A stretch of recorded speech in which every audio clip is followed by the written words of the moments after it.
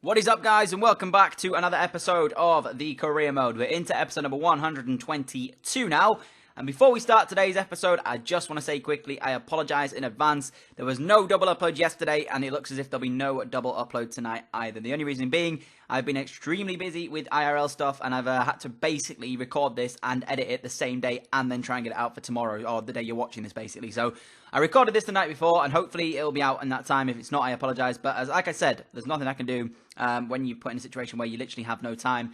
I'm trying to make sure I'm still uploading every single day, and I've never missed a day yet as of, so hopefully that'll continue. But as I say, I apologise in advance. The fact there was no double upload yesterday, and there's most likely not going to be one tonight either. Hopefully they'll go back to normal tomorrow, which will be Friday if you're watching this on the Thursday. I'm hoping that I'll have a double upload from tomorrow back as per usual, but you'll still enjoy this regardless, hopefully, and if you do, then I'd appreciate if you could smash that like rating. You guys are absolutely incredible for all the support you show on the channel as per usual. Everything I've asked you to do, I've asked you guys are just, you basically do everything I ask, and I can't ask for any more than what you guys already do as well. So your support is greatly appreciated. I've said this so many times in the channel before, but I have to keep reiterating the point because it is genuinely absolutely amazing everything you do for the channel. So to kick the episode off today, we actually do have this game coming up against Bologna. Now, if you followed me beforehand, which you probably didn't, because when I first came into career mode, or when I first started posting career mode daily, it was the back end of FIFA 16, and we had a Lazio career mode. Bologna were my bogey team. I've mentioned it this series already beforehand, and when we played them the first time round, this time we're playing them at home. So, again, it should be quite a comfortable game, this one, but there is potentially going to be that little side of me, but in the back of my mind, I'm thinking that these are already going to be my bogey team. I haven't come across my bogey team as of yet, and what I mean by that is, of course, a team that you just seem to never be able to play against in career mode. I had it back in the Leeds United save at the start of the sort of season when we played against Manchester United. They kept beating me in the first season we got to the Premier League, which was absolutely ridiculous because in both occasions I didn't feel as though we were really that bad in the games. And yeah, there was somewhat of a bogey team in that one, and the likes of Liverpool have been a bogey team, and Watford and people like that as well. It's weird, but we got off to a good start in this one. 19 minutes into it, Raul Jimenez in the side today to come back and try his hand at getting himself on the golden boot. 'Cause if you remember, he was in fact the top scorer. He's actually not now, though, due to the fact of him being out of favour slightly here in this Inter Milan setup, and also when he was playing, he was in a bit of a drought, but he got himself a goal in this one, and got himself back to scoring in between the sticks and finishing off the chances that he got. A very nice finish nonetheless as well past the keeper. Took the lead 20 minutes in. Raul Jimenez with the finish as well. So it's looking as if he will possibly be grabbing himself maybe the golden boot come the end of the season. I don't quite know what to make of this really, because we've got four really good strikers at the moment who are playing and sort of keeping each other out the side when they're playing well. So I don't know. For now, if he keeps up the goal scoring that he's currently on, then maybe as he grabs himself a second here to make it 2-0 from a rebounded effort, thanks to Inaki Williams originally going through and striking one goalwards. So that takes him off to 2 for the episode and 2 for this game so far. And that, guys, pretty much put him back in the top end of the sort of goal scorers. I think he then jumped up to second after this game. So in terms of that one, he's gone from pretty much being, I'd say, 6th or even 7th to jumping way back up to second by scoring 2 goals in the same game. So that's not too bad to see either. It's nice, as I say numerous times so far, or 13 league goes on now. So I've said it before, it's nice to have people coming off the bench and scoring goals even when you maybe they're not first choices here. But still, it's pretty good to see that I can rely on anybody to grab the goals. And he really should have got himself a hat-trick. Lovely little dink towards the back post there by Vincenzini. And unfortunately, though, Raul Jimenez header comes back off of the post, and it was quite unfortunate, really, because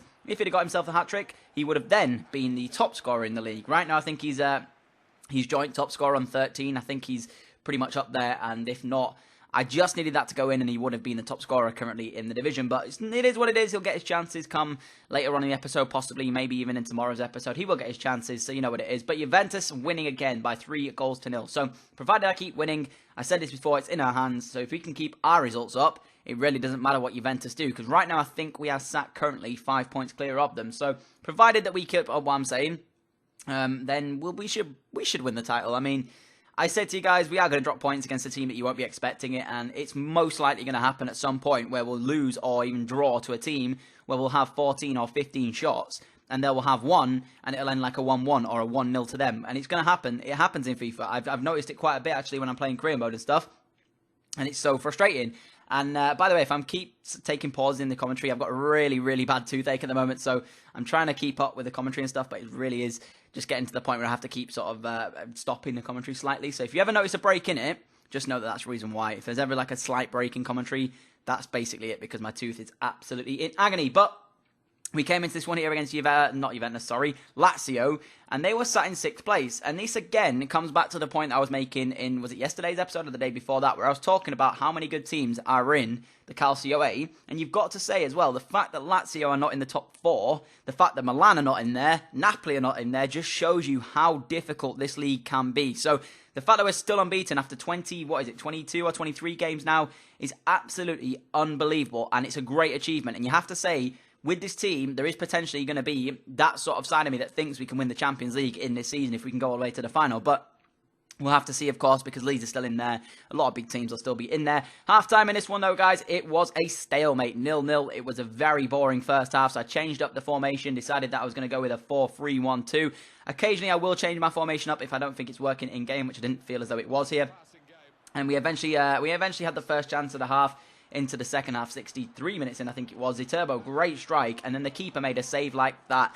And when I saw that save coming, I was just thinking it's not going to be my day. That was, though, until we got a throw in on the left-hand side, threw it into the centre of the pitch. Sanchez, I really love the way he holds up the ball just long enough to feed Lee's Melu there. As the right-back goes through, I did not mean to go near post. I meant a low-driven shot across the body of the keeper, but it is what it is. Sometimes it works out in your favour and you go near post and it goes in the back of the net. Of course, back in FIFA days, in like, what was it, FIFA 14 was it, I think, or maybe even 15, the your post OP shot was absolutely broken. So, rolling back the years there, I guess, in the iterations of FIFA by scoring that one there to take the lead. But still, very good finish nonetheless. And from a right-back who has nowhere near the quality of finishing that you would need in a position, if I did that 10 times over, that strike there, the chances are he'll score it maybe twice out of the 10 times, which, you know, it comes down to the point of, like, you know, sometimes in FIFA, yes, it's completely skill, but other times it can be luck-based completely, man. Like, you can have 14 shots and hit the bar from 3 of them and end up coming away with no goal in the game.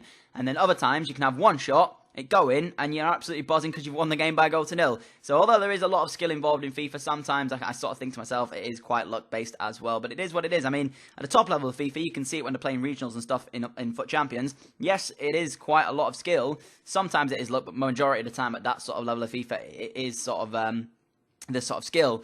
But when you compare that to my games, a lot of the time it comes down to if I'm that lucky or not. But you can see we've got a nice bit of growth coming out of Lees Melu and Silveira.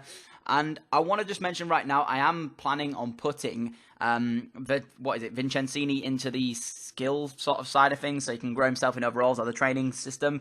I just keep forgetting to do it. Like, honestly, I keep telling myself to put him in there, and every time I've come to do it, I keep pressing the Y and then just instantly skipping the training sessions, because that's what I've always done.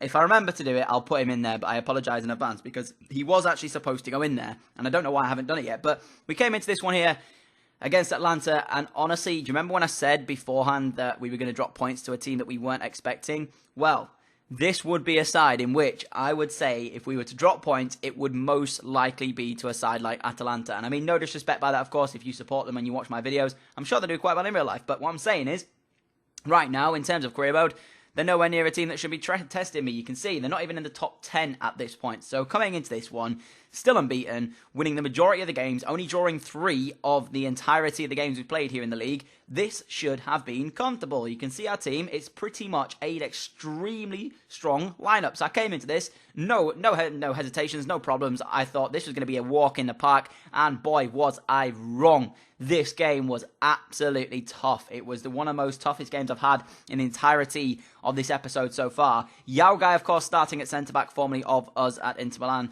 He did, in fact, move on the deadline day, if you remember back to that one. But as I mentioned, Atlanta gave me a run for my money. This was a really tough game. And in terms of a game that I would have said that we probably didn't deserve to get something out of, this might have been it. Like, honestly, guys, they gave me an absolute running. And the problem was, I had Mauro Icardi, and I thought, you know what, give him one chance, he'll bang it in back at net. But at the end of the day, when you've got Mauro Icardi and he's doing this, it's not the Mauro Icardi I'm hoping for. A low-driven shot on his stronger right foot, can't even get it on target. So at this point, I was thinking to myself, you know what, maybe I made a bad investment there in Mauro Icardi, but I brought him back for the sake of the series just because, of course, he played at Inter Milan. And then this is a situation, guys, where I sometimes feel as like the game's against me because the header from Murillo, or the clearance, rather, from Murillo, I think it was with his foot, actually, didn't go anywhere near where I wanted it, straight to the Atlanta man, and then he gives a ball inside into the sort of edge of the area, centre of the circle, if you know what I mean, just on the edge of the area.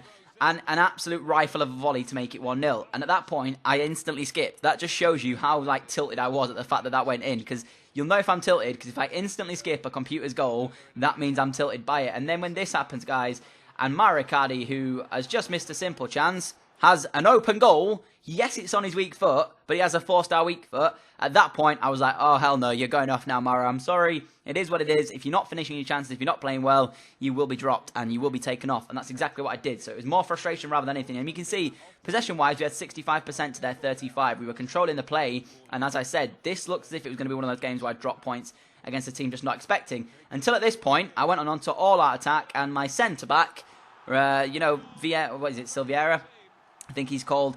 It's going to take me a while, guys, to get used to his name. It's a problem with regens. I always like mess up names and stuff. You've seen it in my series before. Of course, Thiago Silva's regen, and that's what we're thinking he is, somehow is able to finish off better than Mauro Icardi is. He gets in one-on-one. As I said, I was on all-out attack at this point. I switched it up and made sure that I had runners off the ball, and it seemed to work quite well. And it took right until the 74th minute for anything to happen in this at that point. And honestly, this was so harsh on Atalanta, because I get the ball, I'm trying to work the space for it. As I said, they probably deserve to get something out, and I think it was Yao Gai actually making a mistake, getting drawn out. It came to Ziterbo in the area, and he finished off the chance to make it 2-1. So I felt extremely, extremely harsh on Atalanta here, because at the end of the day, guys, they did give me a run for my money, and they probably deserved to get at least a draw out of it, maybe even more. You can see by the match facts come the end of the game, I did dominate the match, but as I go back to my original point, all that matters is that you put the ball in the back of the net.